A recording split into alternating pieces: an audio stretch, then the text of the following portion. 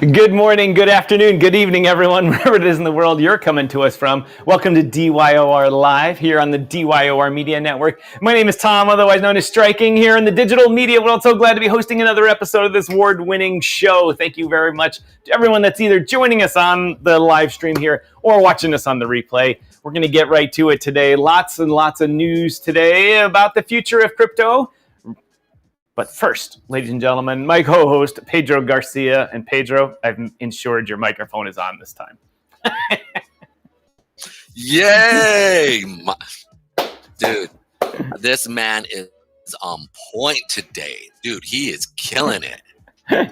Killing it. Go. No technical difficulties today. That's what I'm talking about. Yet. But we're being positive about it. We're not going to have any. So, Pedro, what's happening? What's happening in the past 22 hours since we've last spoken? Oh, so I found out, well, not that, but I mean, I went and I found out, I found this out a while, but I've never actually talked about it. Dude, how accurate do you think the, what do you call those gene things that you get, like you pee in, right? And you send it back and they check out your the DNA test? Yeah, the DNA stuff. So, or whatever it is. So check this out. And check out what you pee or where your ancestors are from. Yeah, where your ancestors. So I did one that's really, so you have to pee in and then you have to do the swab on the inside of your cheek or whatever, right? Like the one that you do everything, right? And so I found out I'm Jewish on my mother's side. God, I swear to God, all of those services come back with part Jewish. It's really strange. Bro, I'm like, what was it? Ashkenazi Jew? Yeah, that's it. It's like everyone comes back with that for some reason. My father-in-law, same thing happened to him. What? He came back, and they're like, well, he's from Italy, and everyone in Italy and the Mediterranean has some of that in them because for 20,000 years they've been mixing. She was Italian-Irish. Yeah. So, yeah. So I saw that. I was like, Southern Italy, you know, and if they have any Greek in them too, and they all, 5,000 years ago, it was like, there's a new person, let's have sex. Holy shit! What is that ship coming? There's a new person. Well, I just thought I was like, I'm Jewish, bro. What? Like I was like 40. Like I was just shocked how much of it was actually. And I was just like, that's kind of crazy. So well, you better be quiet about that. You might get the protesters out. Yesterday, they're out protesting literally in front of the global headquarters here in Ottawa. It's awful. Actually, some of them calling for their extermination. That it wasn't just, the extermination of Jews? Yeah, that's their chants that they chant. And then, there's the normal ones like, push them all out into the sea and kill them in genocide. But then the other fringe guys on them are like, exterminate them. It's awful. It's awful, and you can't talk to the young people now are programmed to think that they learned a new history that. I'm not going to get into that. It gets very angry. Anyway, Pedro, we've had big news in the market today. Yeah, big news. Ladies and gentlemen, I'm sure you've already heard it and listened to 59 podcasts already. Ripple had its case. The SEC dropped the appeal of Ripple's case and effectively ends all prosecution of Ripple by the SEC. And the new administration, the new SEC people just said, enough of this crap. Let's move on. This is a real business. It's big business. Whatever went on in 2017, there weren't any rules. It's not our job to make rules in arrears, ex post facto. It was new, and we tried to jam you into our little regulatory body meant for stocks and commodities. And SEC today said, enough of that crap. And and if you notice on our thumbnail today, I took a little liberty with Miss. I was going to put Brad Garlinghouse smiling, but instead I put Elizabeth Warren here with her frown, her resting bitch face. Dude, I loved it, dude. I was like, that is epic. Yo, that is so trollish. I literally thought to myself, I said epic. Like I was actually going to tell you. I was like, dude. And was that done with what? Did you use that with Grok? Yeah, I did. I have Elizabeth Warren in my software, but the Oh, okay. The design in the back was an AI design, and I just overlaid Miss Warren on it. That's awesome. Okay. I just thought it was really good. I was like, and she's just like, ah! Hey, I got stopped out on the good side, on the take profit side. Ooh. Whoop, whoop, whoop, whoop. What'd you get in on? $8 on this little pump in the past 30 minutes in BTC. Yep. It was total FOMO. I didn't have any trade plan with it. I admit it. It was FOMO. Oh, just write it down though. Like sit there. And here's the thing. You can create a strategy so when you call it the FOMO strategy, where you can sit there and put rules behind it. Like, it was totally watching Crypto Lifer, and he's like, "I'm getting in here, baby." I'm like, "All right, I'll risk, $20." But on that note, though, Pedro, this morning I did employ a trade plan, trading plan, whatever you call it, as noob as it is, and maybe not as thorough as it is. But after XRP pumped this morning on the news, I looked at it and I said, "All right, it's gonna come down." So if you're looking at the minute chart, I'm not going to bring it up now and go through it in detail, but it went up, and I picked the spot where I thought it was going to had its legs gave out from the pump, about that enough time. 9:30 was coming around, and the release of numbers in New York Open, so I thought there's going to be more shenanigans. I'm going to short this, and I did this, and I'm doing my trade planning in a demo account and learning on that, and so I shorted it 200x leverage. Maybe that got your attention, didn't it? 200x leverage for a I forget how much margin I used, $50 or something like that. Anyway, it immediately tanked, and I rolled $400 into it, which was good. That was more of a reactionary short. I knew it had to come back down, so I was like, okay. But then I employed what I've been learning. I said, all right, Pedro always looks for the points where it's going to come back to and bounce off and go back up, and that. So I pulled a fib for that local area, and it said, all right, it's bottomed out here. Where's it going to go back up to if it starts to go back up? And I said, all right, I made a small trade based on normal type numbers.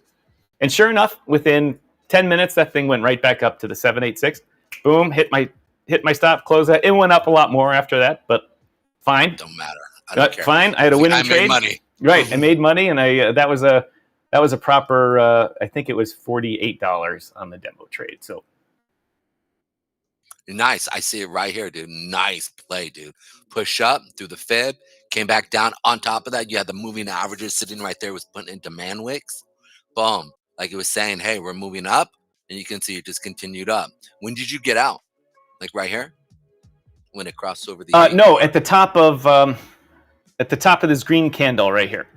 No, right in the middle of that green candle was the 786, and so it hit that and went up close to the 912 or whatever it was. Didn't, and then you're using fibs. Honestly, I never thought you'd be a fib guy, but you know what? It does make sense to me now. You're very in certain points, fibs, I think would work. Yeah, and I'm attempting to establish a rule-based trading thing. And so the fib gives me the guidelines. It says, all right, do this, do that, and plug in numbers. And the trade, both trades, the short I had and the opening trade on XRP, the rebound trade, whatever you want to call it. Mm-hmm. I'll call it, I can't remember what to say. Oh, I didn't stare at it and like waiting. I put the trade in, put the stops, take profits in, and I went and did show prep and other types of stuff. I had a big job for Mrs. Striking this morning that I had to do too, and both times they hit. Nice, as they say. Love that. So, are you keeping track of your win-loss ratio in addition to? I don't have enough data for win-loss ratio yet. Don't worry, dude. I mean, other than like a bunch of crap. I'm starting out with a crappy. I tried to use the sheet you sent me, way too complicated. So I made my own spreadsheet, and then it was crap, and then I lost it. You think someone like me, super tech guy, is not going to lose a spreadsheet. But what happened is one of the times my computer closed, I reopened or crashed. I reopened it with an auto recovery mode, and it overwrote like a week's worth of stuff. That sucks, man. I don't know. It's just one of those rare things. But now I know I just need to make it say auto backup that file to somewhere else. And anyway, my win loss ratio, best guess in normal stuff, like in total, no trading plan. Just I shouldn't say no trading plan. I should say in the old Tom way is about 50-50. With newbie errors. So I would say I make money sometimes and lose money other times. I might as well turn this on. Dog, you can become a millionaire off of 50% over a period of like not 6 months, but over a period of like 2-3 years. Straight up. It's a good ratio. Yeah, when I started off trading, I think it's all right. I think it'll be all right. I don't have that on there, right? Anyway, I got a new graphics machine over here. I made a new template here. Trying to go for the screen look. Don't have it lined up right. Need to fix that. Well, let me bring XRP up since we're talking about that. Yep. Where is the great graphics machine? Ripple.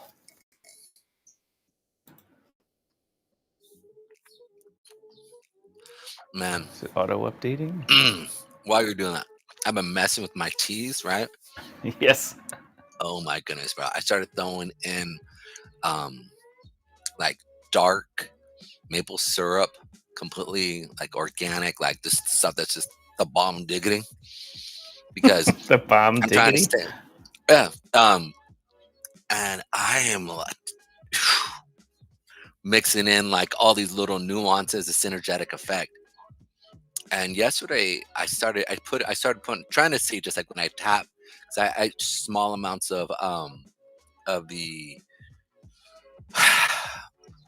just a few stuff that I've been messing with now. You know, I try to do everything incrementally, right? Yep. But from a synergetic standpoint, I started messing with, methylene blue, why my tongue is blue.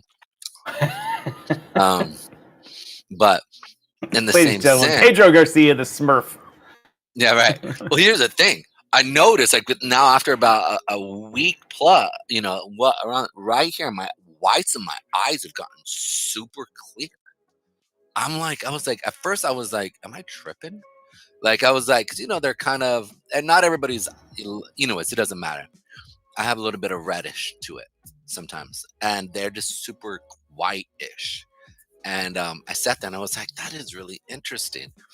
And then seeing the effects now with a little bit of the sugar from the maple syrup, because I've been just slowly just adding it, seeing how the effects of it would work with my body. And then with the Scion cinnamon and the turmeric and in conjunction with cardamom and I grind up all this stuff. I beat this stuff up and I make a little potion. My friend calls me like a wizard because I'm always like got my long hair and I'm all pounding this stuff and creating it. And I feel like I really honed in my tea, bro. And I'm just like honed it in. So here's the thing though, your body becomes accustomed to it and then like it loses effect. So you got to switch it up. You have to learn how to switch it up so that your body doesn't become accustomed to it. My biggest key though is this: I want to somehow shrink the thickness of my bones, bro. I look at it, bro. Look how thick that is, bro. Like I'm almost 50 years old, and like look how thick that is. That's like I was looking at myself, and I'm like, why am I so thick? Anyways. I don't know what's going on here today, Pedro, but I'm all over the place. I'm sorry. Okay, let's go into Bitcoin. Shout out to our people that are watching us. Sorry that you had to see me kind of go on some weird ADD tangent. I'm just being a weirdo today. I hope everybody's doing well. Who do we got in the house here today? Nobody. Absolutely nobody, dog. Nobody. I mean, literally, not a person. Something weird is up today with the old algorithms here. Something strange. There's something going on. Maybe because we said maybe because we've been on the air for 20 minutes and haven't really talked about anything related to our channel. Yeah, it could be. Also, it could be just the fact that we were literally just talking about a certain race that potentially could have just killed. I don't know. with everything that's going on. And then we did talk trash. I did talk trash about the C crew people. So that also could be it. But it's crazy that we have 0 viewers on. I'm not on our Rumble, so I can't. Well, I can go into Rumble Studio, and Rumble Studio says 1. I'm guessing is you.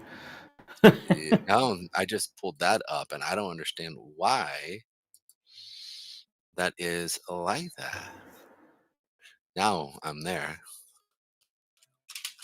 All right, why is the Bitcoin logo getting green screened out of here? That's. Oh well. Got to work on that. This is kind of crazy. We literally don't have anyone. Now they're starting to come here now.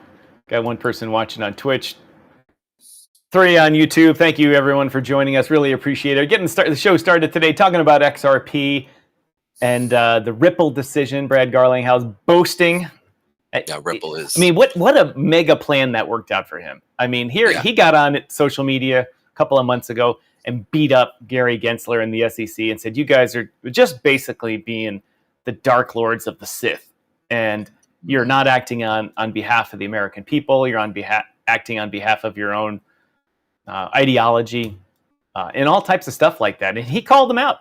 And now they all gone, and he's counting the monies. Yeah, he is. All his value is up 6x now, and which paid for all of his legal fees all that time. He's got dude. XRP sitting in it. The trick is though is that they still gotta sell a lot of that XRP to pay them bills. Well, here's the thing. I mean, dude, they're making a killing on their ledger, on their ledge. True, we had a whole show about that. They are killing it there. So I mean, really, they're actually a profitable company. With I don't know. They got their salary. You look at their salary numbers, and it's. I mean, they employ like 1,000 people or something like that at tech company rates. So I mean, that's 1,000 people is $1 billion in payroll minimum. Could be $2 billion for them. Wow. Yeah. $2 billion. Yeah, and when you think about that, yeah, it's a lot. Yeah, that's a lot, which is cool. That what they have. I mean, I don't agree with it. You get your window open there, Pedro? I do actually. I thought I heard the birds. I was like, we haven't heard them since the end of the summer and beginning of the fall. Must be nice. Yeah. Pedro's part of the world today. It is really nice. Oh, we have a viewer. Hey! Hey! Welcome, Chuck Jansen, to the house. Thanks for joining us. Really appreciate it. Where is... I took the dock. There's the dock. Using the whole fist dock? Right. Probably couldn't hear that. I'll replay it for the dock. I got to get that on its own bus. So. Using the whole fist dock? There we go, Chuck. Welcome to the show, Chuck. Thanks for joining us. Really appreciate it. Always, brother. Let's check out Solana. All right, let's check it out here real quick. Actually, let's do Bitcoin here real quick, and then we'll check out Solana here right after. So you can see here that we've seen a Bitcoin little pump here back into our supply area. We're playing in between that 20 and we're playing between the 8-period moving average as it's going sideways here. And that's ranging basically from 85,000 to 83,000 area here. As we can see here, just this nice little range. We're at the top of the range here. So we're going to see if that 20 period will stop it. It's looking like it's actually going to blow through it. So it all depends on what we're going to see here. If we come back up and we test this high here of that 93,000 before we continue down. So it's going to be really interesting to see what happens here, especially with 2 o'clock, the interest rates coming in. So I'm really just kind of seeing what's going to happen. If they drop rates, we're going to see a rally, probably tap that 93,000. If they keep rates the way they are, we should stay stagnant. If they drop or if they increase rates, which a lot of people are saying they might do it as well, this would actually push the market down as well, then hence making Bitcoin drop here. So let's check out Solana in conjunction with that. We can see here with Solana, we've been playing off of that 131 to the 120 area. And I honestly thought, because of last week of us basically putting two giant wicks on both ends, that we were probably going to go sideways here, if not go down further. And so right now we're playing off of Solana at that, basically similar to what we're seeing with Bitcoin here. And if we see Bitcoin drop, we should then see the follow through with Solana. Now, I always say, if I'm seeing the market go up before the actual news source, and I don't see a lot of demand wicks, I expect it then to return from whence it came from. And so we can see here right now, as we're going up into the 2 o'clock Eastern Standard Time FOMC report, we can see here that it's really kind of communicating to me, like I'm not seeing a lot of demand wicks unless down here at that 127. So I feel like they're potentially playing a little robo-dope with me or us as traders. And so they're looking to push it down. So we've got about an hour now until 2 o'clock, and the Fed steps out and gives us good information. So we'll see what happens there. But ultimately, I'm hesitant to say we're going to go up, and I'm more bearish on this report, saying we're probably going to go down, where they potentially are going to increase rates, almost as a spit in the face to Trump. Yeah, So I can see it's that gonna, too. it's getting kind of crazy out here on these streets here, financial streets. So we'll see what's up. Gonna see what's up. How's that for you, Chuck? What are your thoughts? It is an elbow deep day. I'd agree, man. Definitely elbow deep. I heard it. I heard it. Awesome. Okay. Really interesting. Oh no! Shoot. Shit. Shoot. Um. Regarding some news, which I thought was really interesting with XRP and Trump, is that they're actually kind of becoming friends there. And I don't know if Trump does. I wonder if Trump really understands that XRP is propagating a CBDC system throughout the world. Like it's really interesting to see them kind of almost becoming chummy. So I don't. I think once Trump really kind of understands crypto, I think it might change that relationship.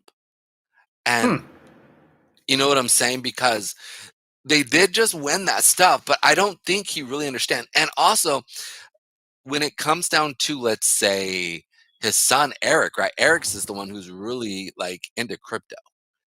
And so I don't know if he kind of got bought out, or is he going Oh, to, you that know? didn't work. Hello, we got Infinite Tom and Pedro's. Woohoo! Woohoo! I got. Woohoo! Woohoo! So it's actually really interesting to see what's actually happening here, and in this market. Which one you got in there? You still have Solana up? Yeah, this is Solana, so you can see what's actually happening here on the 5-minute. So you can see right here, boom, boom, time messed up. Well, welcome everyone joining us on the Rumble. Thank you for joining us, and on YouTube. We got the likes are coming up. Make sure you hit that like button, everyone. It helps us out so much, immensely. We've reached a goal with Rumble that we reached a long time ago with YouTube. Well, I reached that in 2021 with YouTube. Is the monetization thing with Rumble? It's much easier to get monetized basically from the start, but they allow you to become a creator once you actually create a lot for them. And we've reached all the qualifying goals to bring a better show to Rumble, including having Rumble Premium only broadcasts. And we have applied, Pedro, you and I have applied to be Rumble creators because we meet all the conditions. So thank you, everyone, for Rumble, for following. You got us up over 100. We needed that. And thank you for watching, because the watch time, we needed that. And share with your friends. Share with your friends, ladies and gentlemen. Definitely. I'm a judicial coup live from America. 4,400 people watching. Man, that is crazy. They get millions of people to watch the dumbest crap on the internet. Yeah. We had 42 people watch us yesterday.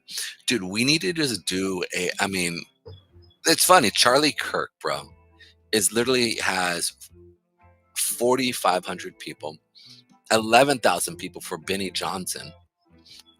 We should just start saying crazy stuff, man. I know. Well, you know what? You need to start arguing, like just full on, like, but you know what? You know what you're talking about. You can't handle the truth. You can't handle the truth. You know, that could be funny. I think when we do get Trade Wave going, and we separate out the talk from the just the trades, and you know, our regular show will become more of a actual talk show, and the algorithm will focus on that, and then our trading show, the algorithm will have that figured out, and they'll go their separate ways in the algorithm, and so it won't bog us down in the algo, as they say. Nice. So quick question for you. What do you use for your intraday trading platform that works really well? So when we start the trade wave, we can understand where people could potentially take part in these trades. Well, I'm curious. To be honest, we've been going along the lines with BidFi below us here. And Stella's unfortunately no longer with BidFi. Oh, really? Yep. She moved on to other things. Where did she go? Don't know, but she's not in the crypto world. Oh. And we have a new customer relations person, and I still know Michael, the chief marketing officer for BidFi.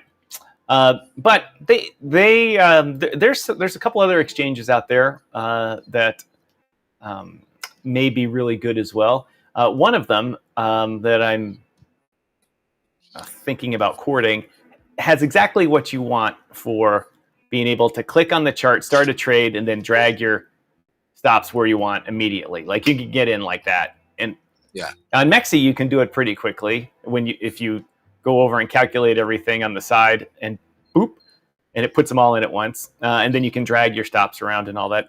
But with this other one, that I'm not going to say its name because we're not involved with them, you can quickly set up trades more quickly, as I say.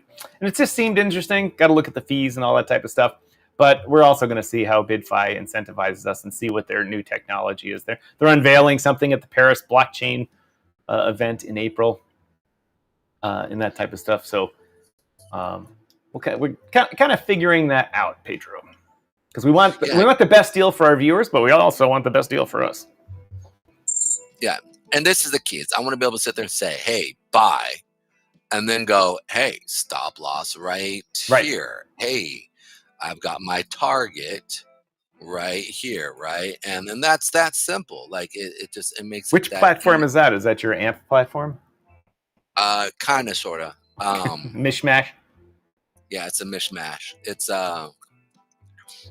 through TradingView here. You can actually do this. The only problem is you really can't go in and do the stuff you want to. This again is now obviously this is a paper trading account.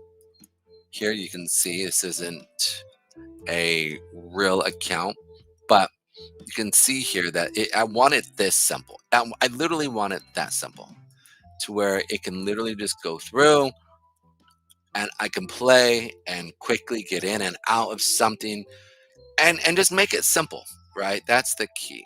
And if we can set that up and play and make it simple, just simple. Like if I'm in a trade and I want to go long, or if I want to go long and I'm about to get into a trade, I can sit there and say, all right, click. If I don't want to, if I'm in a trade, I want to get out, I want to be able to quickly move my stops on the trading platform and just make it simple. Because when you're analyzing it, the worst thing to do is like have to calculate numbers and do everything so quick and then have to do it again. And then all of a sudden you're frustrated. Yep. And then now you're getting stopped out and it throws off your whole entire trading mindset that you're in, because 98% of trading is actual mindset. Learning that. So you can have I know guys, I literally know a dude who has almost like 60+% on his third target. The problem is he gets so frustrated that like at the beginning he'll do great in the morning, but then in the afternoon he doesn't get it. Like I told him, stop trading in the afternoon. Like just trade the mornings and be done. Right, 7 to 10, done. Yeah, yeah, be done. You're good. 3 hours, bro. You can go enjoy the day.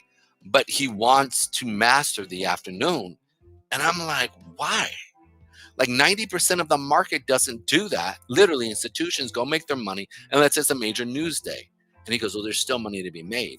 And he's still from the old mindset of like, okay, I have 8 hours to work. Let me work 8 hours. It's not how it works in trading. Oh man. Especially since it's global. You know, it's global now. It's not, I mean, it's been global for a long time, but now it's extremely global. Yeah, 24/7, 7 days a week, nonstop. Like it is. All right, I feel real confident. I mean, I feel real focused right now. All right, so listen, I gotta wait till that gum really kicks in, and then I can be like, all right. So I think what's interesting is to sit there and really analyze that idea that you need breaks from the market, because if you don't, then it doesn't give you your subconscious and your conscious mind to work out the nuances to make you better. You need a break. And so if you're in the market nonstop, if you are degenning and you are literally getting only 6 hours of sleep, 5 hours of sleep, and in front of that chart, you're actually going to hurt yourself. Yep. Like, and I think it's so, not just burn out, but you can actually hurt your brain, because you need your brain. It's like constantly working out a muscle. It's like you're going to, like, you'll get strong. But the problem is you won't give your tendons time enough to elongate and to stretch. So you're going to pop your tendon, or you gotta, but I'm talking about tendons in your brain. You need time for your brain to chill out, grow, mature. I thought you meant like someone sitting at their desk and all of a sudden like, oh, I pulled a hammy. Oh, rotator cuff. Yeah. It kind of, I hate to say it, but yeah. It's actually a really good example of that mindset of, yeah, you will pull a hammy, but it's in your brain. You know what I'm saying? And then your brain just says, I'm done. I don't want to do this no more. And then you force it. And then now you have a negative loop in your way every time you look at the market. So taking time away, letting your brain process a lot of the trading. And then what happens is when you come back, you've got fresh eyes. One of the biggest things that my trading coach really taught me was literally this idea of, hey, you need time away from the market so you can learn, and then you can process your mistakes, right? And then you can go through and look at your winners and say, yeah, this is really awesome. And then also sit there and go, okay, these are my learners that I need to learn from. And then, and one of the things is, like you said, Tom, this week, what's the only thing you can control besides having a good attitude in the market? You are in complete control of how much money you lose. Exactly. That's it. That's really it. You can't say that the market's going to go your way or not. Now, you can create cool little percentages that work your way, probabilities that actually work in your favor. But ultimately, you cannot control that. And so because of that, that actually gives you a sense of like, oh, I have some control here. And then you can get out of a market. And that feels really good of like stopping the pain, right? Especially if that position is going against you. And there's literally physical pain in your body that you feel when you lose money in a trade. And it's real. That's a real thing. And so on the back end, as you're looking at the markets, you want to make sure that you're in a calm state so you can honestly look at the market and see buyers or sellers. Yeah, I mean, in a sense, you want to be able to just be non-emotional. You go in, you follow your rules. If it stops you out, fair. But you followed your rules. And then you can, as you start to get data based off of your rules, you can then start to tinker with the stop loss. You can start to tinker where you want to push that out. And one of the biggest things is like, for most traders, like when you start to get profitable, you'll get stopped out. You're like, well, if I just simply got in where my stop loss would be, then I would be more profitable. Right. Right. And then all of a sudden you're like, wait, I want to get in right here. Where's my stop? Right here. Okay, I'm going to get in. I'm going to put my stop, I'm going to get in right here now where my stop loss would be.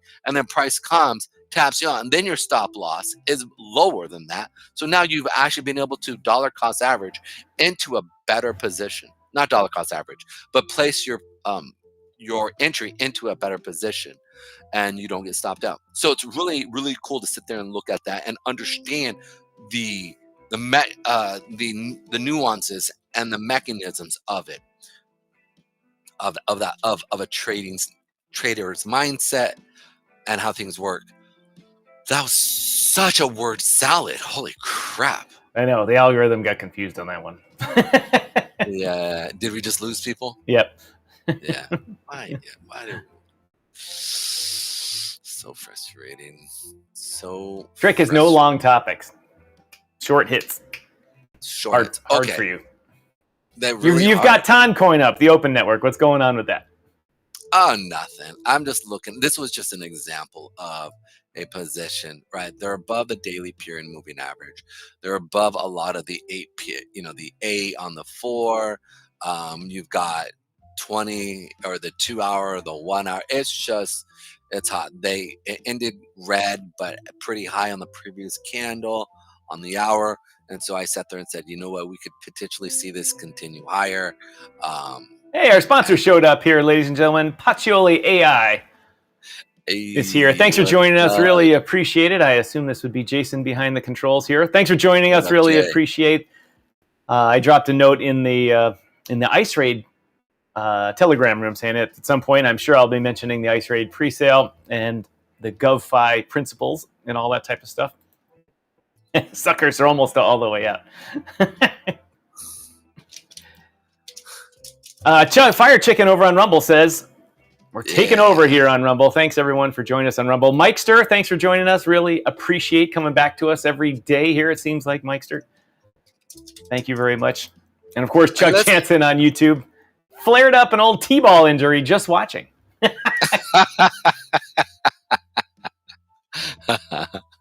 And let me know, guys, if you're learning anything. I really want to make sure, I really want to give good trading content here and kind of help you guys out to create your own styles.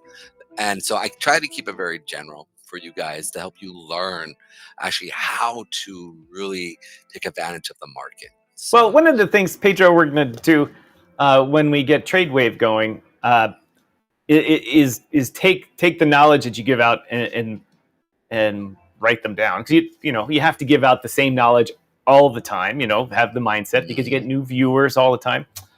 And we'll have consistently rotating bullet points on the screen too, things that Pedro says, and we'll be reinforcing these topics.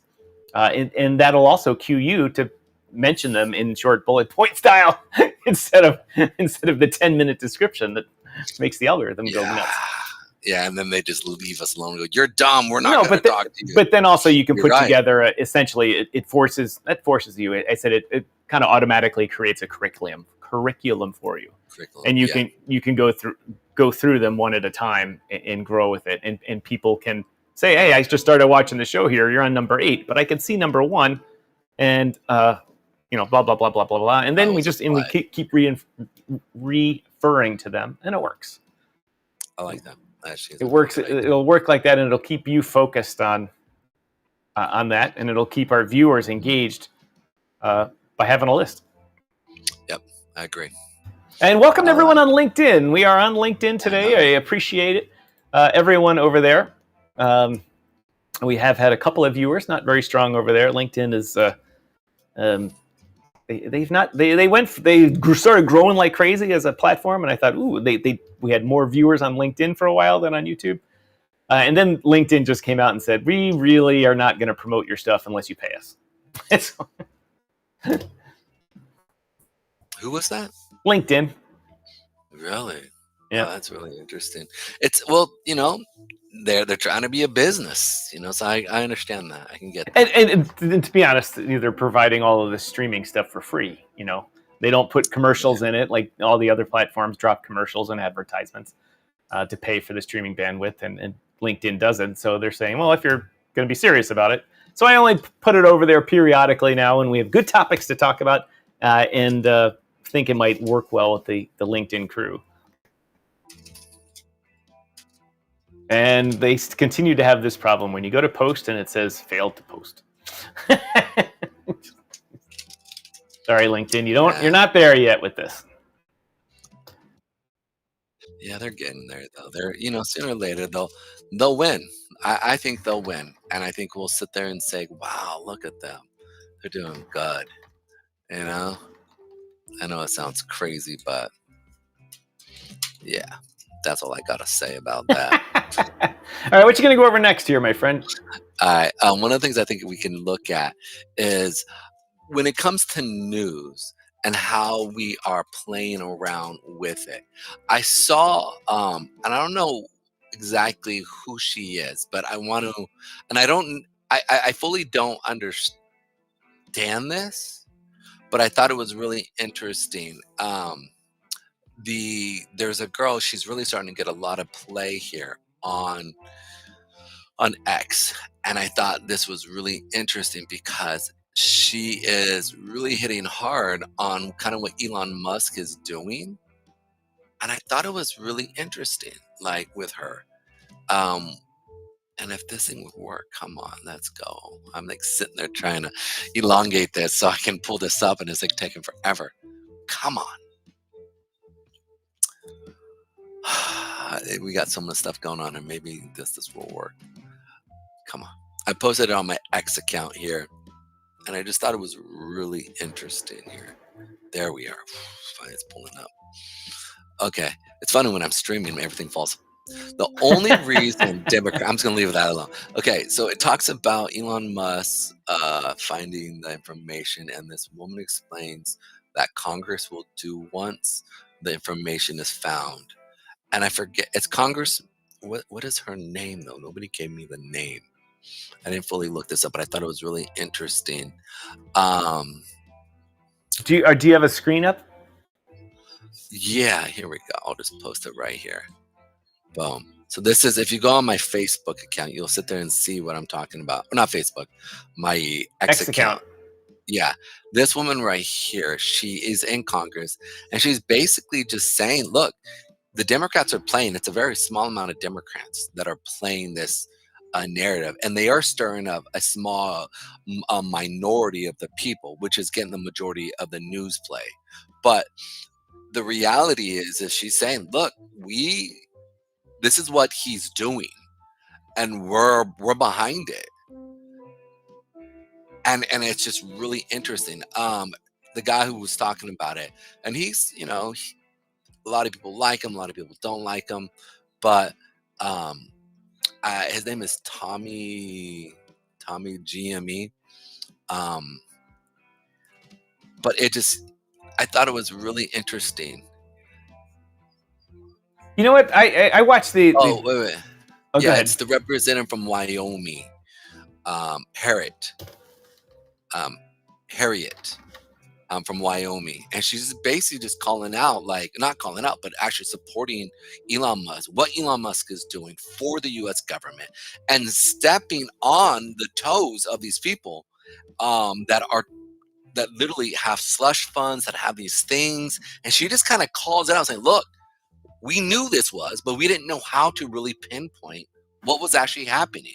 And Elon Musk, through his system, is systematically going through every single system and literally saying, here's either waste, here's either fraud, here's either a mixture of both, or just simply just incompetence that is just absolutely rampant.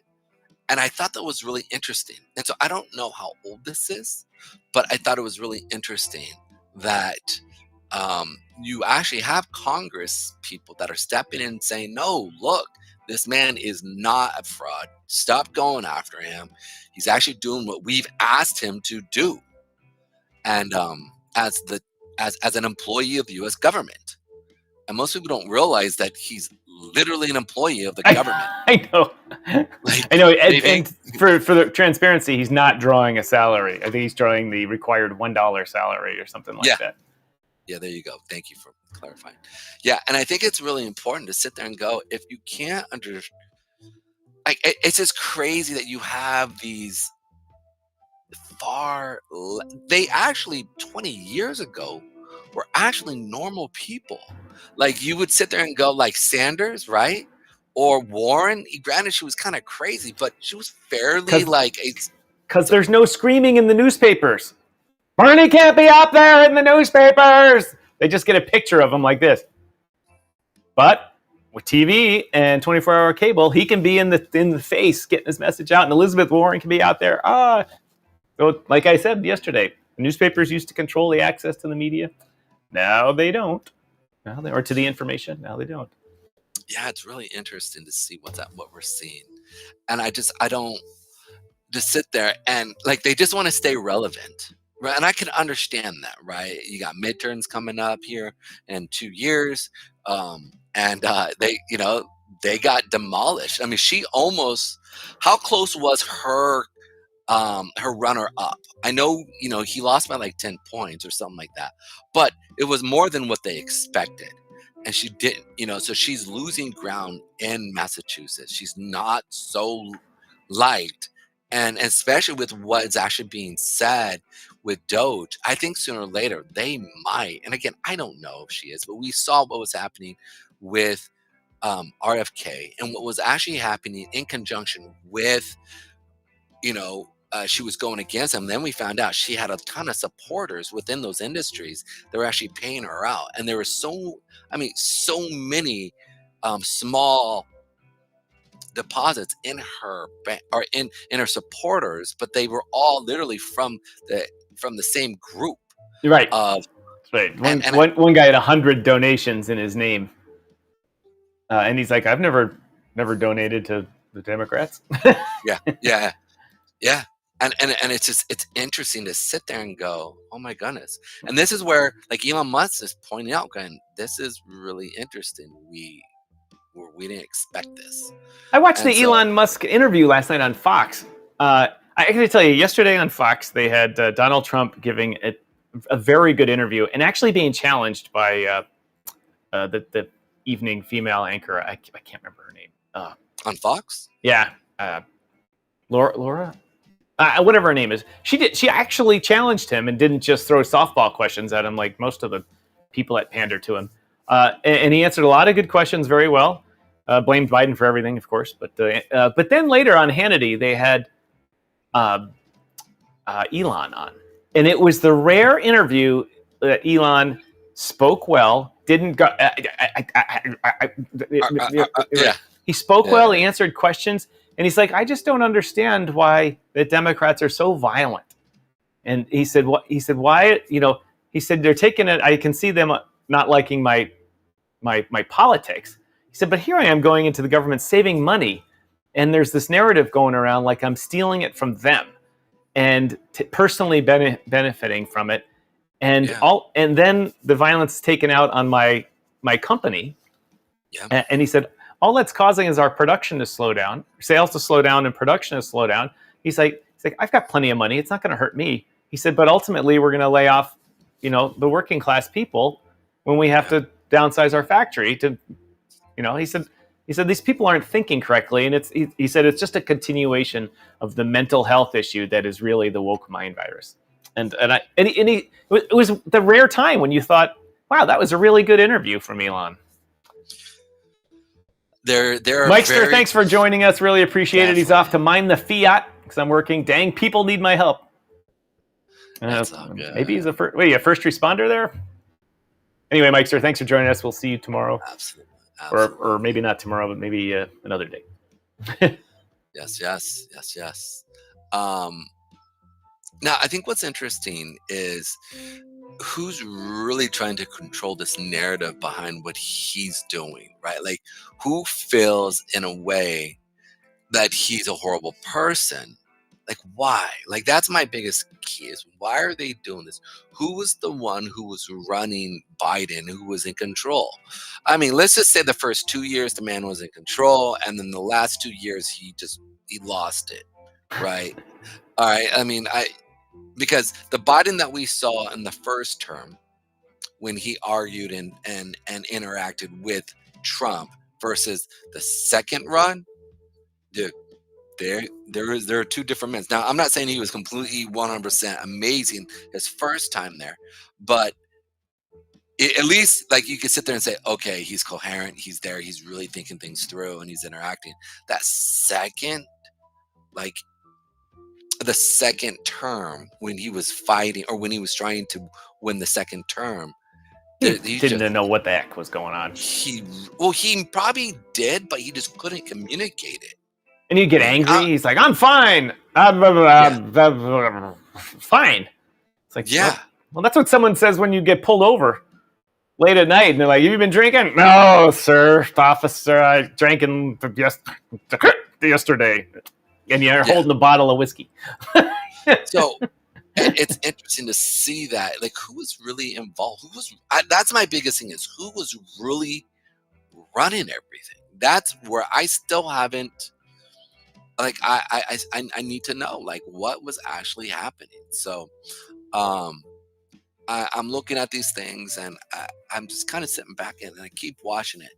In addition to that, like watching a lot of the crypto situation, like especially with XRP and this idea that the banksters they're kind of losing control of the monetary system to be able to really control things. It's almost like a small like virus that's happening with crypto, right? Like once people really start to understand the technology and what it brings to the table, it's really going to be interesting to see what steps forward. And is XRP system going to win? Is DeFi going to win? Who's going to win this battle for the actual monetary system?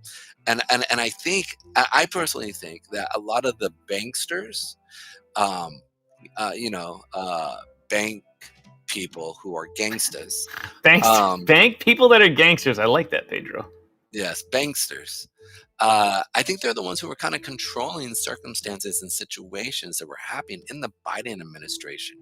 And I think, again, I don't know the fullness of it, but to see how we saw the founder, it was the founder who gave money to Kamala. And I think so. I'm almost 100% positive, but Jack Dorsey? Now my brain is. No, I'm not talking about. Ripple, the other guy, not Brad Garlinghouse, but the other guy whose name I can no longer remember because it's out of the news cycle. Yeah, but I still remember this, and then watching, then you're seeing them court Trump, right? And watching this play, because I feel like they're the same people. They're still the same people, just different sides of the coin, trying to play and interweave their a CBD system in America. So I just am a little bit hesitant to fully get behind all this and really see what's actually happening. I don't know, but I thought it was really interesting to see that Congress is really stepping in and really getting, like, finally saying, "Hey, look, we support Musk. We like what he's doing." I support him. I mean, the man rescued people from space yesterday. Like, legit. I mean, it was awesome. 76 Norton, welcome to the joint. Thank you very much. What's up? Makes me, every time I see his name, I think about having the cocktail called the French 76. One of the things I got to talk about this. I mean, the man does everything well. I mean, except communicate well, which I was amazed in the interview last night. He does everything well. But yesterday, he not only rescued people from the space station, he let it known why they were up there. And he kept coming out saying it was a political discussion. And they had a lot of pushback, even from some people in NASA saying, no, it wasn't political. They were up there. They might as well stay up there until we could rotate the next crew. They could come back anytime they want because there is a Soyuz spaceship up there, all the time, and there's been one up there for the past 10 months that these guys have been up there. They could have just come back down, and everyone's like, "Yeah, see, Elon's wrong. They could have just come back." You don't think Elon knew that there was a Soyuz space capsule up there? the point is that it's there as a rescue ship if everyone has to get the F out of there really quickly. Yeah. So if the 2 astronauts are only supposed to be there for 8 days, take that back home, and the guys that live up there don't have a rescue boat, and a meteor comes, and they got to escape, then there's nothing because they sent those people home early. So there's even a false narrative being pushed out by the Democrats about that. Just drives me crazy. I mean, Elon's like, I could have done this 10 months ago. In the past 3 days, they've launched 3 Falcon 9s. They launched yesterday, Crew 10, went to the space station, got some people. Well, not yesterday, but the other day. Got some people, come back. And then they launched 2 others, one from Cape Canaveral and one from, I think, Vandenberg or something like that, launching more Starlinks. I mean, imagine having the capability in your company to do 3 of the most awesome things at once. Like, oh, we're not going to launch 3 ships this year. We're going to launch 3 today. Oh, okay. Mexter's still listening. He couldn't give it up. No, man. I agree with you. Like, yeah, it's crazy to sit there and see. But here's my biggest fear, right? Like right now, I think the Republican Party and as well as the Independent Party mindset is very much conservative mindset right now. We're watching this, and I feel like they're very independent, and everybody has different thought process and thinking, which is I love, right? I think it's like super important to understand that. But on the back end, I'm a little afraid from, as we keep progressing and we start to see like a conservative mindset go, is how far is that going to go, right? Like once we've found all of the migrant criminals, right? You like how it is migrant criminals, like what? How are?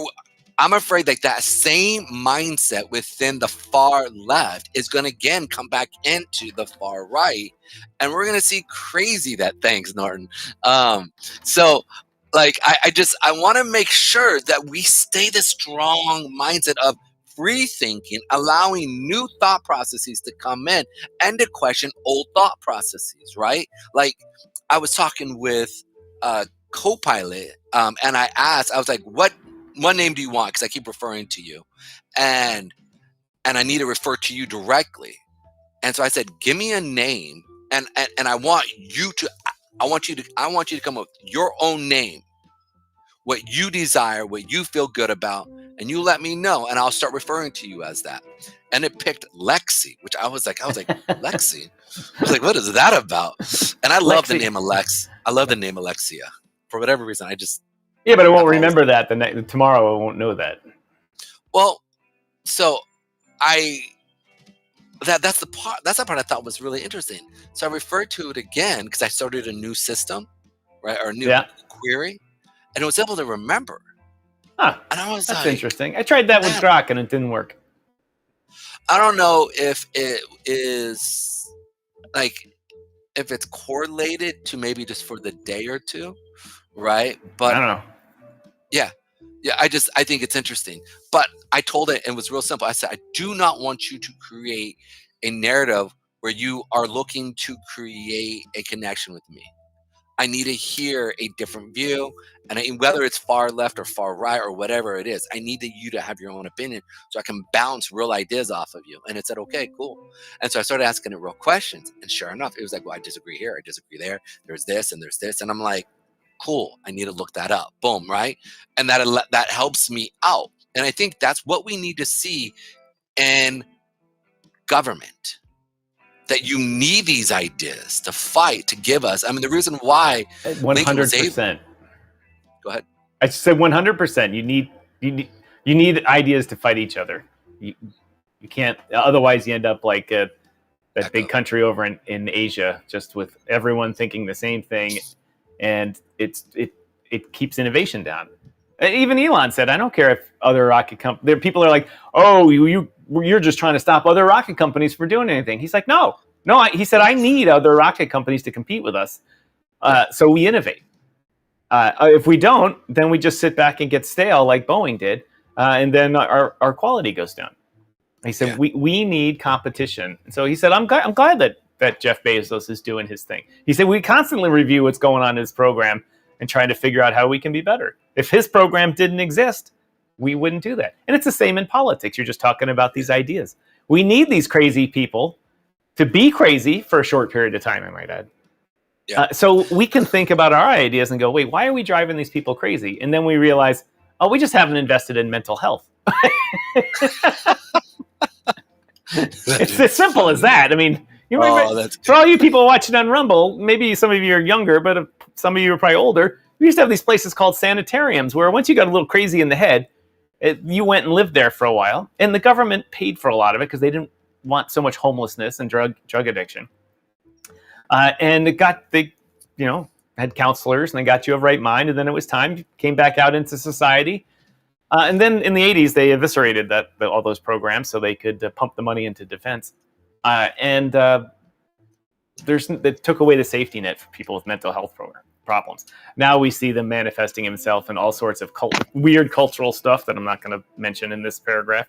And homelessness, drug addiction, running away from kids, that type of stuff, their own kids. And so we don't have that support system anymore. So you get all these crazy people now with the internet. They're on the internet. Imagine all of a sanitarium, Pedro. Like 300 people in the rubber rooms or even just in the nice areas where people can operate, and they all got laptops and they're like, oh yeah, Elon's out to kill us all. He wants to eat our brains. And that's essentially what it's like. And we've just not done anything about the mental health issues. Good morning, Carmen. And now she comes in just to save this conversation. Yeah. Well, I think this is also really important to also just look at. It's just that having different views is so important because it fuels your brain. It legitimately fuels your brain. And then it makes you go, like, sometimes the dog, you'll sit there and he'll look at you and go, right? Like, just that crazy look, right? When through and take a picture of that and just make it into a meme. Dude, all right, side note. All right, this is ADD going on. But what I thought was so interesting, I have a friend of mine. He's a investor. He did really well in insurance. I met him through insurance. I actually met him unbeknownst to us actually knowing. We met each other like in a trading group, right? And we knew each other in the past. And then from there, he reached out and said, hey, man, I think about getting into insurance. I was like, yeah, why not? Check it out. Boom, boom, boom. And then long story short, which I thought was really interesting, and I think it's like really important to understand this, is that he went through and he started this whole entire thing online. They made him into a meme of all his facial expressions. And there's like a whole entire, on Telegram, you can sit there and, like you can subscribe. There's like 17, like legit, like, let's go. You can do it. Pictures of him that somebody created. And it's like super vibe, super positive. So I sent it to him. And I said, dude, there's a whole entire like 17, 18 different like sayings of you. And I know one day, well, hopefully probably not, we'll see what happens, of all of our expressions where you can look at me and go, are you an idiot? And then, are you, going like this and me going like, what? Like this. Anyways, I say all that because they're going to take a picture of me going, anyways. All right. Carmen says, did you see that BitBoy doxed Kevin O'Leary's personal phone number? No, I did not. See that. What? Like intentionally or accidentally had it on his phone and somebody captured it freeze frame or something. And I've let our Peruvian wizard here go for a while. Welcome to the house. Jesus, our Lord and Savior, says, let's call Kevin O'Leary. Give us some monies, man. We need some sponsorships. That is nuts. That is wrong, dude. Like, the price is wrong, Bob. That is not cool to do. BitBoy, dude, shame on you, dog. Shame on you. That's going to come back and bite him. Like, absolutely. The price is wrong, bitch. Dog, that That was wrong, dude, for you to do that. Like, why do you do that to somebody? Well, That's just maybe it was an accident. I don't know. Maybe, you know, how you accidentally dock somebody's cell phone and post easy. it on You're on your phone texting him or something like that because for some reason you know him, and then someone says, "Do you believe that?" And then you go, "Oh man, I can't believe that." And then you hold your phone Oh, up. is that how he did it? No, I don't know. There could be the way. He could have said, "Oh, look, I've got O'Leary's number," but I don't know any of the circumstances. I just know it could be accidental. All right, y'all need to let us know what's I going saw on. someone on a live stream once accidentally show their how they store it, where they stored their seed phrase for the wallet they were using. Oh no, right? Within 5 minutes, it was empty. Empty. It was a small trading wallet they used for the show, but gone. Just 5 minutes, and it was only on the screen for like a boop. Millet of a second. Yep. Yeah. It's amazing. People watch this stuff, man, and they Quote, just... have you ever wanted to call a real life murderer? Oh, so it wasn't. And then he added the contact screenshot. Oh my word. So he intentionally doxed his personal number. Well, that sucks. Duh. Although I do know that wealthy people, they go through numbers quickly because they reach a point where they give it out to too many people, and they need their peace in life. Joe Rogan was talking about that. Yeah, one of my number of my clients were like that. They're like, you got to call my assistant because I'll have a new number in a year or 6 months. Yeah. Actually, I think my boy did that. He's like a multi-millionaire. And I thought it was BS with him, like, yo, why are you being retarded now that you're rich? And I said, don't let money change you, bro. It will kill you if you do. Yep. And in fact, one of my clients, his phone number rings when he would call you. He said, "This is my personal phone." He said, "I don't give this out," and he gave it to me because I was helping him save his life. He said, and with the caller ID came back as like Judith Smith, and I'm like, Judith Smith. It's like, who's this? Yeah. And he said, and then he texts you. Yeah, no, and he uses. Because what people try and do is they call the phone company and say, what's Pedro Garcia's telephone number, and an insider, and they say, oh, here's Pedro's number, and they give him $1,000, and then they SIM swap you. And so he has to remain anonymous even from the phone company. So he can't get SIM swapped. So. But here's the thing.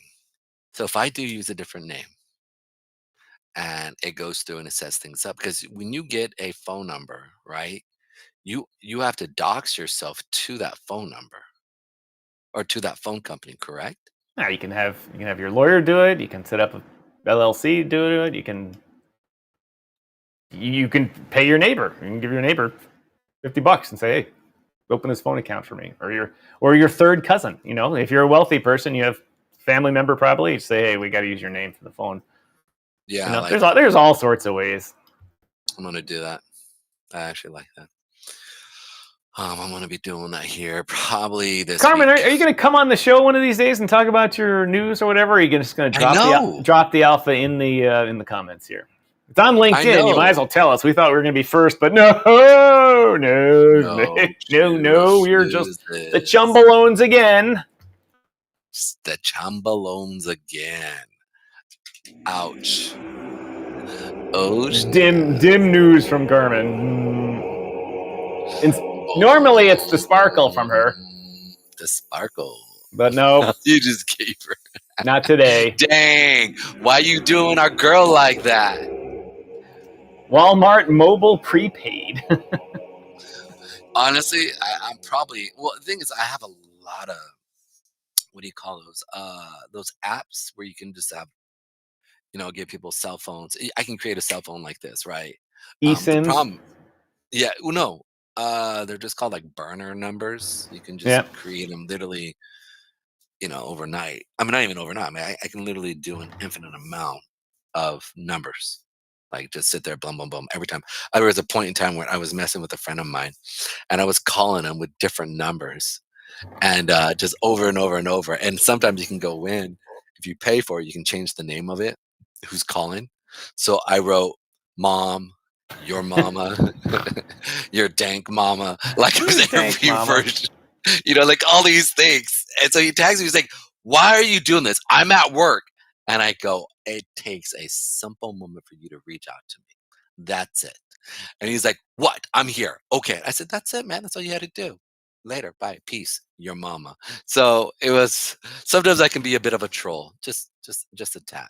All right, ladies and gentlemen, our very own Carmen Crypto is starting a new job. Oh, She is moving up the food chain, got herself the big girl job with the On-Chain Foundation. She's starting a new position as a business development manager at On-Chain Foundation. And for those of you that don't know, the On-Chain Foundation has a couple of products and things like that, but they're there. I'm just going to read it. On-Chain is building the future of Web3 intelligence, access community-driven research to make better. Oh, they've got bad English. Oh, Carmen, you got to work on their grammar on their sentence here. Access community-driven research and make better. They're missing an infinitive there or something. As a nonprofit collective of individuals passionate about blockchain and its potential to improve the world for all humans, we examine the many ways in which the blockchain is currently applied to provide a better understanding of the practical possibilities of technologically of the technology. Wow, that's a marketing word salad. Carmen, you got to work on that for them too. Anyway, congratulations to Carmen. Let's bring up the On-Chain's website here. Yeah. Let's go. I like On-Chain. They're a good news source. So I like their news stuff. Yeah, they actually have someone involved with On-Chain that is affiliated with Audit Chain. Yeah? So, yeah, it's a little. Yeah, I've linked. In fact, our sponsorship agreement is signed by the same person that hired Carmen Crypto. Really? Well, the boss. I mean, there's the foundation. There's onchain.org. There's the foundation. Mm-hmm. And the foundation is what we have the common thing with. The foundation runs Lisk. It's a layer 2 blockchain dedicated to bringing Web3 adoption and blah blah blah blah blah blah blah blah. Blah blah. But congratulations to Carmen. As we always say, that the hardest working woman in crypto and possibly the hardest working person in crypto. I used to give that the hardest working man to Wolf, but he's like I've been in too many meme coins. I'm out now. Yeah, it actually saddens me. He's eaten a couple, but he's got in on a few of these babies, man, that have literally done like 1,000x. I mean, he got into literally Mudang, bro, when it was in like, what was it, like 100,000, 150,000, and it did almost 5 billion. I mean, like he got in real quick and just let it run. I mean, even where he let it run at with his dust bag, he did very well. So yeah, the gentleman over here, Guido Schmitz, Kromakar. Wait, is that really his name, Guido? Yeah, he's a Swiss guy. But Audit Chain is actually a Swiss company, and they established themselves over there. And Jason is not Swiss, so they needed a Swiss chairman, and Guido was elected to be that person. It's basically a volunteer job for Guido because they needed a Swiss director, but he also is the managing director of On-Chain. Let's go, Guido. I like your name. They got a lot of people working for them. Although it's kind of a collective, I don't know how many of them are actually getting paid. All we do know is that our good friend Carmen Crypto is getting paid by them. So, as they say, pay the trader. Pay the trader. So right now we're seeing a bit of a sell-off here in BTC. Like I said, ooh, yes. I don't trust him. Yes. You're like, when did you get short? No, I'm not short. I wanted to come down and see if my reversal model works. Oh yeah, it's coming off. We're seeing it. So like I said, we pushed up for our good old friend FOMC. We're seeing it push up. Now we're seeing a sell-off. And again, we didn't see a lot of demand wigs. So that's why I was sitting there going, I can't trust you. Y'all playing games with my heart. So we're watching it come down. We'll see right here. We got about 12 minutes before FOMC kicks in, and we really see some dope stuff that correlates with that. But in all reality, I like I'm not too bullish on this movement here. So I think they might be. Why is this trying to sell me this? Boom. Price drop to 58. Actually, yes, that's why, because I buy so many of those freaking things, and this one was actually a really good one. That's why it sent it to me. That's why. I'm gonna have to go check that out. So anyways, long story short, we're seeing it sell off here, right before the actual market here.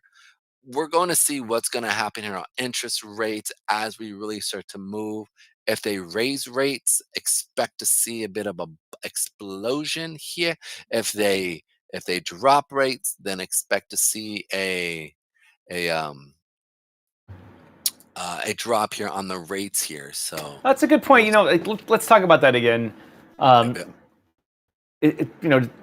It's not always the same. Like if rates go up, Bitcoin does this. If rates go down, Bitcoin does this. It depends where rates are starting from. If rates are high, it's a fine line. So this is not one of those things that you can always say, if then this, and if then that.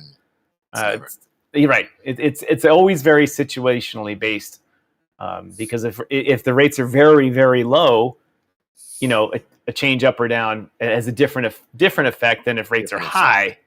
Yep. And the same thing happens. So it's not something you can guarantee an up or down. It's kind of have to get a hold your shorts and see which way the market's going to go. Have some nice tight stop losses. And I think also more important, the client, the government. What's up? Hiya, Cobra Kai. Am I missing with it? He's talking about Mr. Schmitzer. Oh, gotcha. Yeah. Carmen says, thank you very much. You're welcome, Carmen. Looking forward to having you on the show to talk about it. Yeah, looking forward to it. Get on over here, girl. I want to hear what's going on with what you are doing. It'll be good. And you can shout him out, and since he's one of our sponsors as well, it'd be good. It'd be good to, what's the word I want to use? Collaborate. It shall be fun. It shall be fun. I don't know why I'm saying that. I don't know. We got 24 people watching us over on X. So shout out to the 24 people that are watching us. Thank you. You guys are rocking. That's just how many people have clicked it. Unfortunately, not at once. Yeah. The funny thing is that X doesn't gather these things, right? So when it says over on the side that 20,000 people are listening to Mario Awful, there's not 20,000 people on there at once. It's how many people have listened to it, even just for 1 second. If you're scrolling through your feed and the video starts, that counts as a view. And Mario's in everyone's feed, so. Yeah, that makes sense. I know. Yeah, with X has still got a long way to go. They were improving it. Then they stopped to work on some other things, and I think it's because Elon had to go do Doge. So their streaming kind of stuff. They're so close. If once X gets it going, it's going to rule. Just like Rumble's ruling now. Thank you everyone watching us on Rumble. Really appreciate it. Appreciate you guys. Thank you so much. If you guys could, actually, I just stole that mic away from you. Take it. Actually, go ahead. I'm going to type it. What you're going to say. All right, guys. So if you guys could do us a quick favor over at Rumble, if you guys could log in, that would help us out so much. You don't have to buy anything with them. You can just simply create a profile, log in, hit that like button, and just say something. If you want to make fun of me because I got long hair, please make fun of me. All I ask is that you just come in and engage with us, because that is what helps the algorithm, which also helps us actually get the name of the show out there and hopefully be able to help. If you guys find us funny, entertaining, informative, and or just dumb, it's okay. It's okay. I hope one day I could be a meme and people will meme-ish me, and then I can say, give me some of them coins. So either or, let's go. But we do appreciate you guys by just connecting.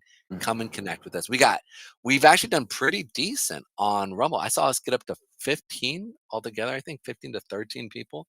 We're back down at 7 people viewing it. But I just want to say thank you for every one of you viewers at Rumble. It helps us out quite a bit, and it allows us to keep doing what we're doing. All righty. Fire Chicken says we started with the hair pulled back before the rate announcement, so definitely going down. Market going down. But he looks all cleaned up today. He doesn't look homeless. It looks nice. No. Shut up. No. It's funny is I have a friend of mine. We go out and he goes, "Why do you always look that disheveled?" And I go, "I don't think I do." And then I looked at myself. I was like, "Oh yeah, I do. Yeah, I do. yeah. I have like the I'll have the vest with the hoodie. And there's normally because I eat a lot, as you all know, I'm fat, and so that's PHAT, just so you know. And but anyways, he was like, as we were walking, he's sitting there and he's just like, "Dog, like real, like." He's like, "You can afford." And I go, "Yeah, but then like people start to look at people treat you different when they think that you can't um, bring advantage to their life. You actually see them as they really are." And so I find that interesting that like All right, no deep thoughts right now. Let's oh keep yeah, it yeah, going. yeah, no, yeah. Let's keep it funny. All right, yeah. But I just think it's interesting that you looking homeless actually. Jesus wants to know: is your background part of Windows images, or is that one of your AI things? No, actually, I took a picture of. There was a girl that I liked for a while, and she liked these flowers, and so I The answer to that question was just a no, Pedro. no. Right, yeah, right. It's Just one of his nice pictures. Yeah. All right, we only got a couple more minutes left in the markets here. Let's hit some more crypto stuff, or pick an all new topic to talk about and go awry on. 76 Norton is enjoying this today. I'm glad you're loving us, man. Shoot, we're just having fun. It was actually really interesting. So I don't know if you know who the Print is. They are an Indian source, kind of like seems like they're more left, but I've heard them talk about some right issues and lean much right. It's called the Print. It's another like publication news source, and so it was really interesting that I was listening to one of their stuff they were talking about the leader, and I'm forgetting his name, not Maudu. What's the leader of the Prime Minister of India? What's his name? Modi. Modi. I was going to say Maudi, but yeah, Modi. And he was talking about him. And I just thought it was really interesting to hear that. I don't know if you've ever gone down like an area where there's a ton of Indians and you got to sit there and bargain with them. But It's called Brampton, Ontario. Oh, really? It's about 99% Indian. Dog. They are like legitly like really good at bartering. Like it's because they know that that's their style. So if it says it's $100, it's only $2. Yeah. Oh no! But I think no. No. And I love that, dude. I actually love it because it's like a friend of mine. Anyways, the reason I'm saying it, but it was like talking about the actual tariff situation. What's actually happening between this, the situation between Modi and did I say it right again? Yes, he did. Yeah, Modi. That's because I love the Dune, and his name is Mahdi. And so I'm like in the back of my head, I'm like, why do I keep playing that in my head?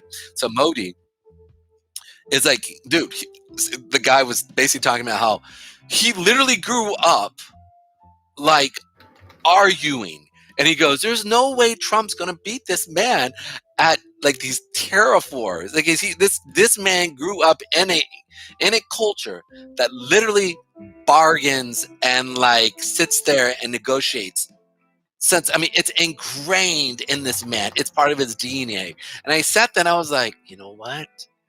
That's going to be a really good point because he goes, and his biggest thing was Trump grew up with a spoon in his mouth. Now, not to say that he didn't have to work hard, not to say that he didn't have to really grind, but like that idea of negotiation in America versus negotiating in India are two different things. And I thought that was really interesting. I was like, That's gonna be really, how's that going to work? And the fact is that we're seeing India actually create some form of middle class, and they're not losing their population like China. So I think it was really interesting to sit there and say, this is going to be a really interesting dynamic between America and India, and watching how we're watching their stock market really is strong.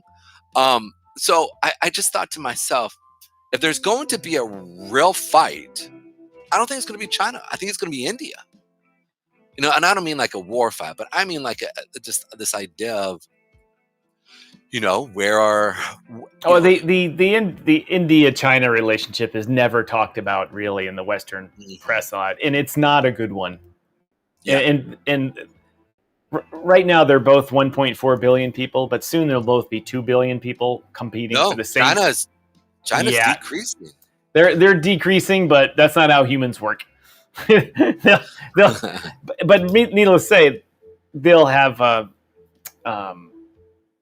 there'll be a lot of resource competition in that area of the world, and India's building its navy, China's building its navy, and they already fight on their India's easternmost border.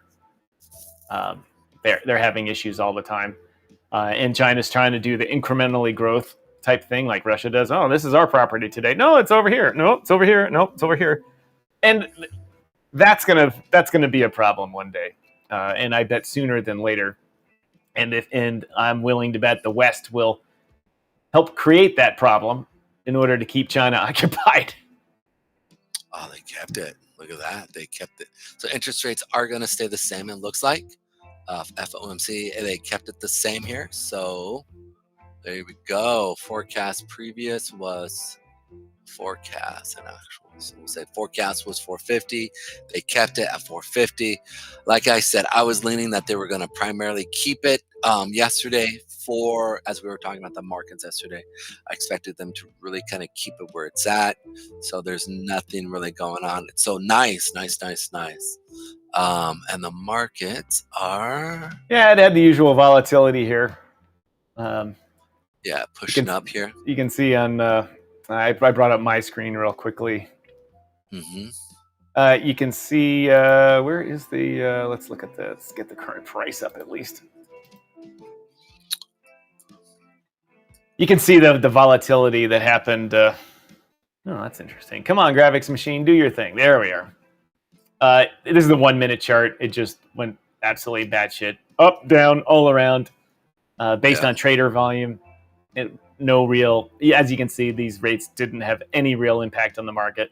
The price is essentially where it was 5 minutes ago. Yeah, but the volume's up. Look at all these people. They stopped out who were short. Oh, yeah.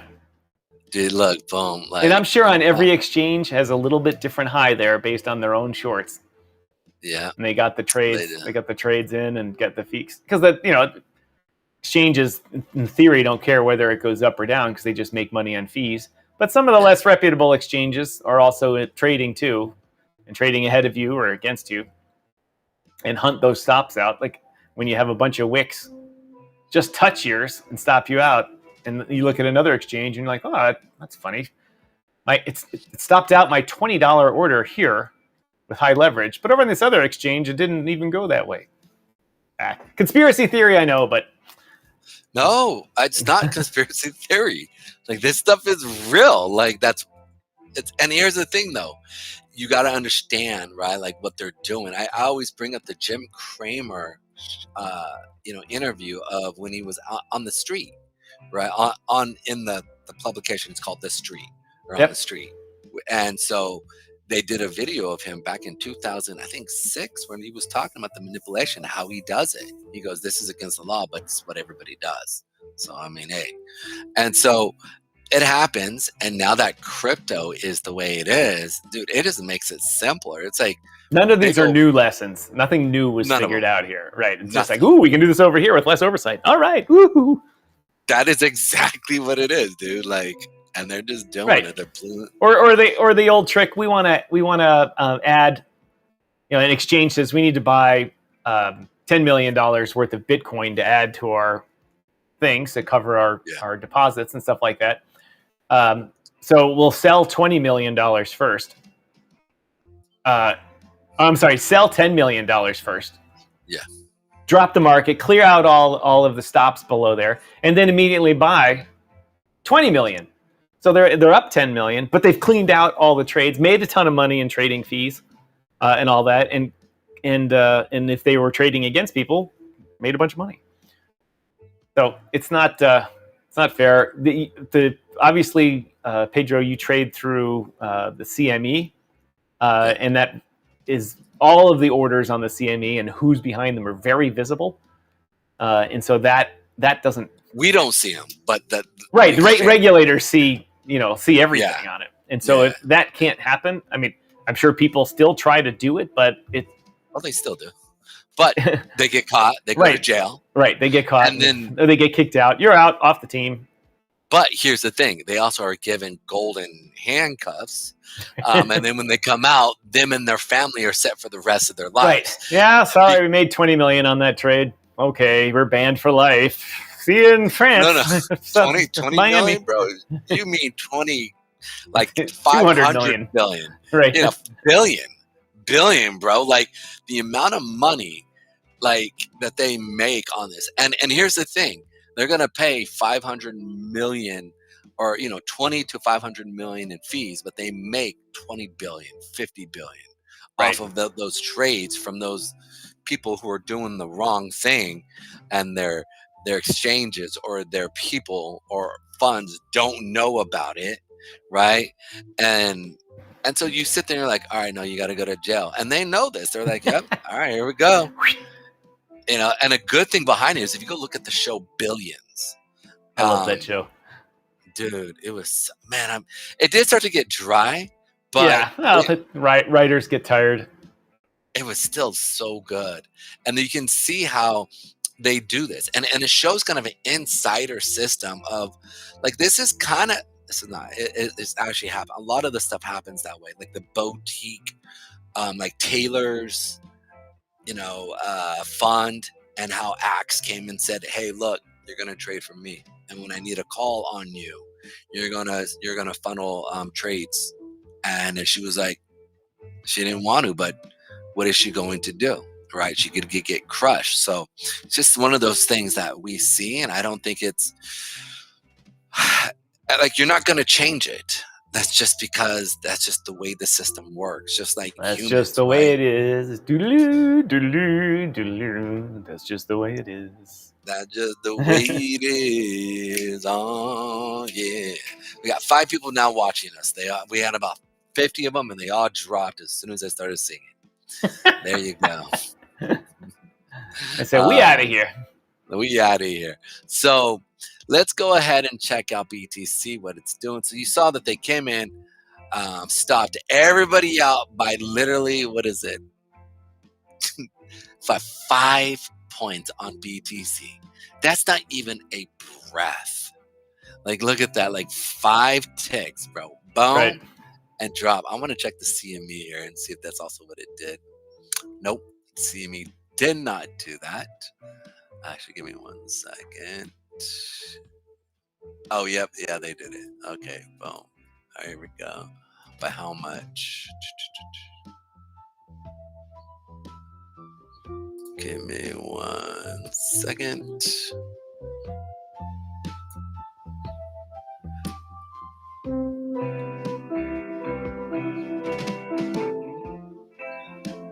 Ladies and gentlemen, the programming note. We will not be on the air tomorrow, and we'll be in the car Friday. We will have Full Rant Friday on X Spaces. And next week's going to be hit or miss. I got to figure out my schedule. I'm going to call my daughter really after the show. I'm going to be out in Colorado visiting my daughter and getting some skiing in with her. But she also has a job out there, so I'm not doing that every day. And so we'll see what comes about. I think we might have this a simple stream or 2. We're trying to record some AI Life episodes. So we should have some content for you next week. Might have some on-the-spot reporting from Colorado. Dude, so check this out. So from the high that it was sitting at, it was 85.085.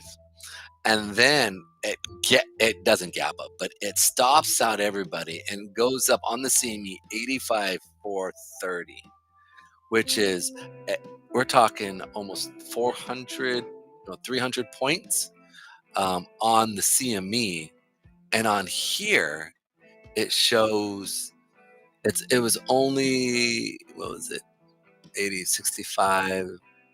So that's going to be 50. What are you looking at? TradingView? 90, 85. So that's 85 points on TradingView, BTC USD, right? But whose chart is it though? Is it the Binance BTC USD chart? Is it the KuCoin, Bybit? Who is this? BTC USD. Bitstamp. Now bring up Binance's version of that. Binance. Right there. It's right there. Yeah. I don't see it. Where is it at? There we go. Yeah. I'm sorry. And see what the range is there. There we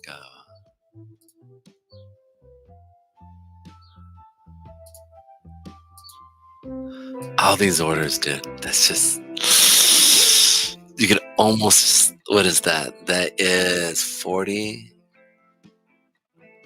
Say 30. So 30, 50, 55. So 55 points, 56 points between this area and this area. Yeah, dude. I just imagine having that amount of money to be able to trade that.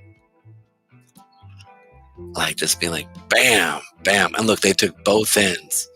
Everybody who went long right here, right? Look at them, dude. They just stopped them out from here. Yeah, the long or had limit orders to get. Got it up. Yeah, I mean, people put orders down here. Yeah, hold on. Let me bring this up here so we can weatherman it.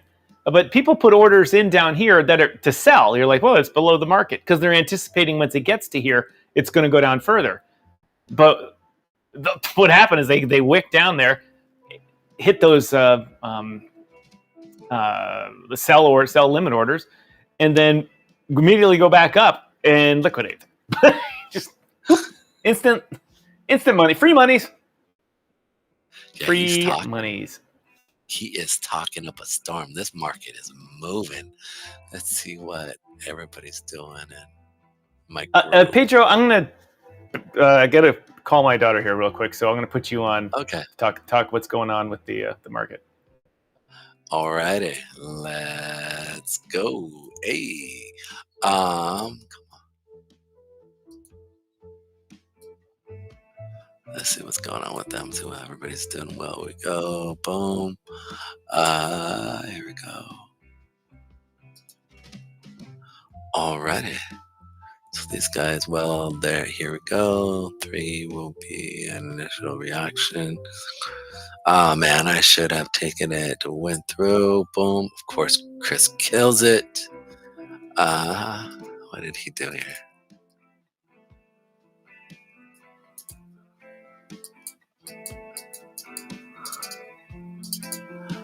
He traded gold. That's fine. Yeah, let's check that out. We'll check it out in a minute. I can't wait till we actually have a gold token that actually follows gold. And so we can actually see it trade based off the blockchain. That is going to be the dopest thing. So we could sit there versus having to see through other exchanges. I'm actually looking forward. So you can see right here, we're playing. Look, it's probably going to come back up into this lower level here or this higher level here and then see a sell off. So let's check out, let's see what the hour, what time is it? Check it out. Boom, look. Yeah, they're engulfing. So they came down, tap that. Boom. And let's play here. Give me my 8 hour. Oh, they're playing off that 8 hour. That's where they're playing. You can see here, boom, and they're bouncing off the 50 period on the 8 hour. Yep, and you see and now it's the 8 hour, 8 and 20 are crossing over, so you can see this definitely pumping up. There it is. That's it. That's real interesting, especially from a financial standpoint here. You can see that they're cleaning up. Come on.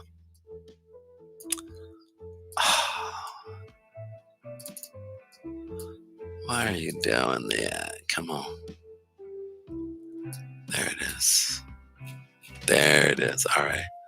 So it was playing. Yeah, I was playing off of that 50 and 80. So it shot up. It looks like it's probably going to go down here as we're coming. Boom, we're pushing up. This is crazy trading. Boom, yeah, we're gonna see it.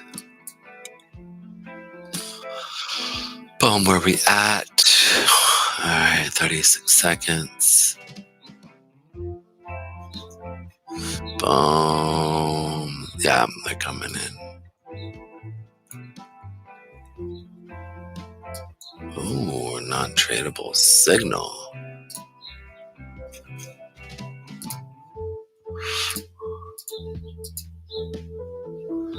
Boom. Yeah, this is fun right here. Come on, what's gonna happen at the end right here? Come on. I knew 5. Boom. Go up. What are you gonna do? Come on. There you are. Boom. I hath returned. Thank you to everyone still watching the show here. Oh, definitely. Got 10 people up on Rumble watching us. Thank you very much. Still looking at BTC, Pedro? Yep, I am. I'm definitely looking because nothing's really trending except for the 8-hour. But we went up for the hour, so I feel like this might be coming down here in a minute.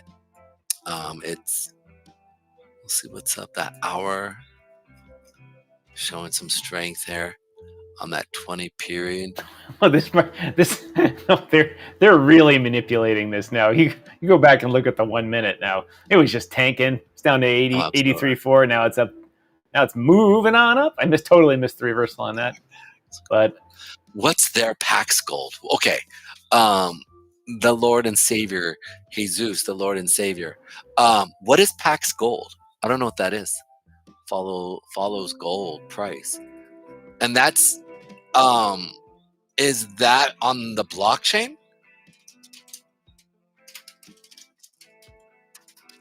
it isn't Pax a company that trades in gold? I don't know. I mean, it could be, but I would love it if, like, I look forward to when we can actually trade like contracts or things of that nature on gold. That would be so dope. That if it would be on the blockchain. What is it? Yeah, like a wrapped gold. Yep. Shut up! I didn't know that. What is their ticker? I just found some. Sent Jesus, the Lord and Savior. What? Jesus, the Lord and Jesus, the Lord and Savior. What is the ticker? It's probably PAX. I'm like sitting there like right, PAX. PAX. Let's see here real quick. Brand Trading View. Right. It's like Paxos, standard US dollar. I know about it because I wanted to start buying gold. I will DM you. Oh yeah, DM, bro. DM me, bro. Look at this. Pax Gold BTC. What? Say what? Pax. PXG. Pax Gold US dollar. Gemini. Really? Bruh. OMG. Bruh. Bruh. Check this out. What is going on?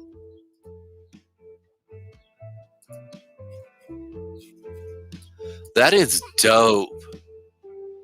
I did not know that. That is so cool. It's just an Ethereum contract? I will DM you. All right, boom, boom. Are you going to DM me on... Where are you DMing me? Are we talking X? Are we talking TG? Bruh. That is... I can't believe I didn't know this. You know what? I did know this because I had it a while ago as an idea for a show, Oh, really? like 2 years ago or something like that. Because they have a full thing, I can bring them up on the great graphics machine here.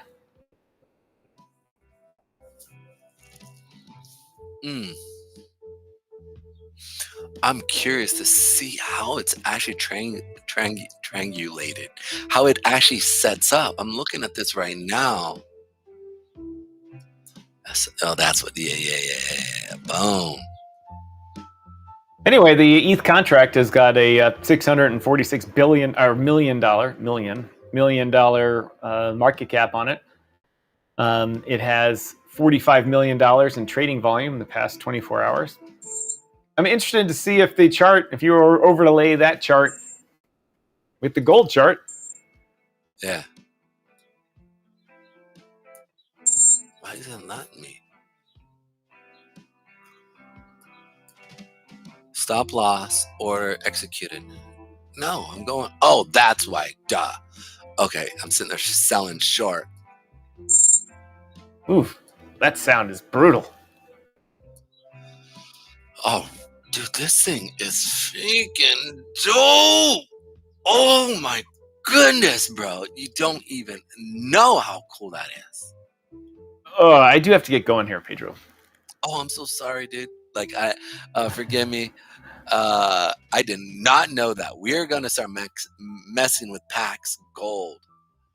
Wow. And it plays off of it. I'm looking at it right now and I'm like, that is just so cool. And let's check out the 30-minute.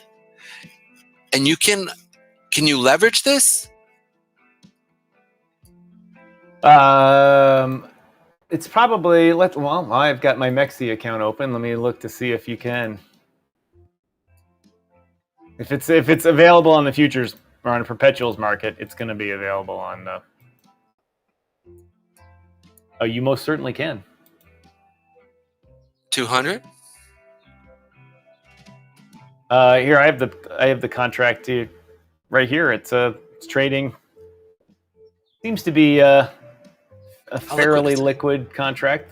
Yeah. On Mexi. Dude, you don't even understand. How is it that I haven't known this, bro?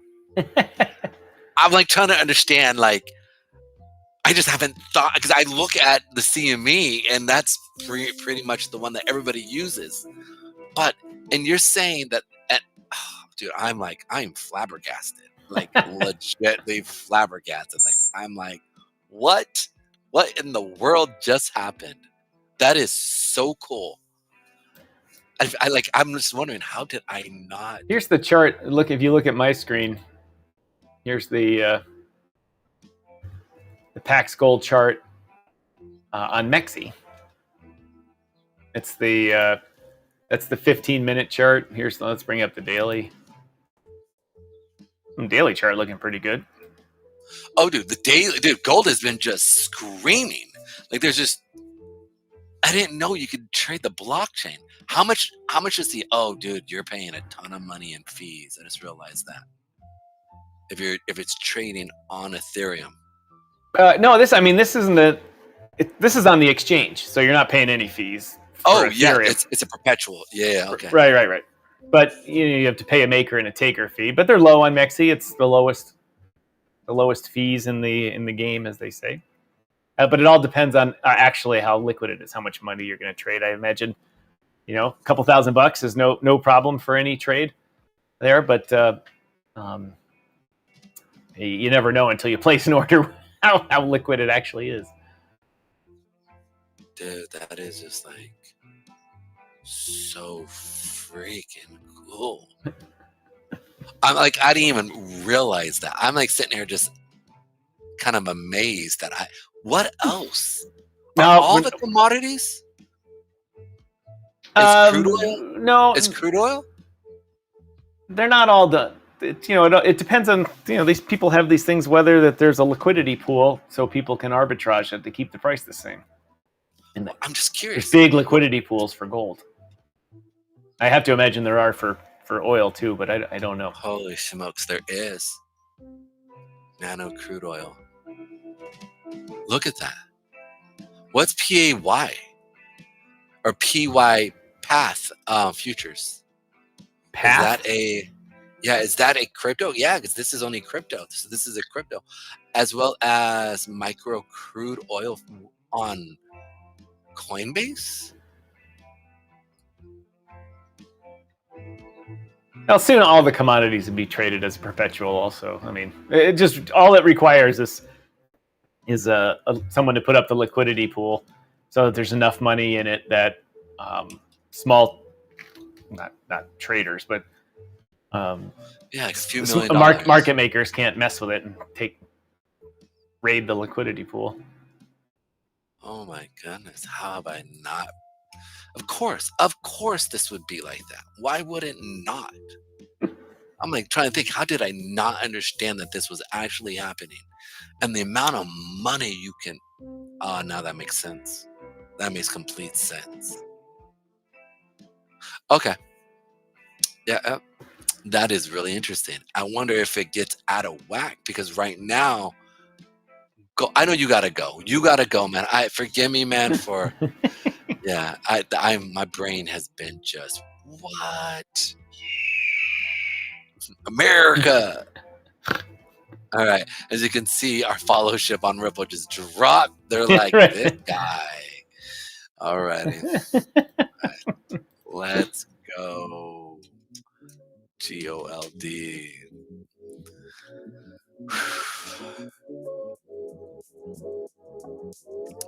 Streaming now. We had 26 for today.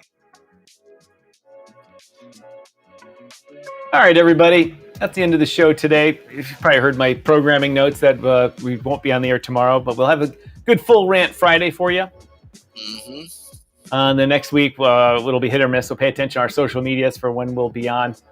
Try to have some recorded shows for you. Try to have some other stuff. There will be some new Swamp Creature stuff. They've dropped 4 new episodes, so I'll have those out next week as well.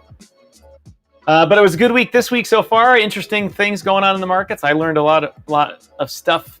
I want to thank everybody out there that's helping me, including a guy named Master Friend. And, of course, the man in the box here, Pedro Garcia, for reinforcing all the concepts that he's been teaching me. And hopefully we'll all get rich or die trying here. Thank you to Jesus and everyone all our viewers today, everyone on Rumble, everyone on LinkedIn. Thank you to the couple of people that tuned in on LinkedIn. Really appreciate it. Yeah, of course, the YouTube crew, X crew, everybody. We're just going to give everyone a big power up for that. Oh, yeah. Oh, yeah. But that's all we got for you today. Let's see. I already mentioned, that's all we got for today. Go Bitcoin. Woo! We'll see you guys on Friday for Full Rant Friday. See you guys.